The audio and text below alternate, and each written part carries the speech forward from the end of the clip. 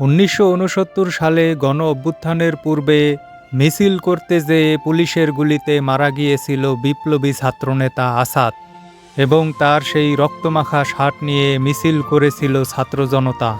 আর সেই ঘটনা থেকে ইন্সপায়ার্ড হয়ে কালজয়ী কবিতা লিখেছিলেন কবি শামসুর রহমান। কবিতার নাম ছিল আসাদের শার্ট। আর তার সেই কবিতা থেকে ইন্সপায়ার্ড হয়ে আমিও একটা কবিতা লিখেছি। কবিতার নাম বিপ্লবীর জুতা। কবিতাটা সবাই মনোযোগ দিয়ে শুনবেন। এক ছিল এক বিপ্লবী, সে গিয়েছিল এক পদযাত্রায়। তারপরে মহা বিস্ফোরণ।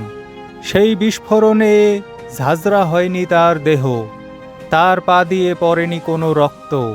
কিন্তু কি আর করা, তার রক্তমাখা জুতা নিয়ে করতে হবে মিছিল।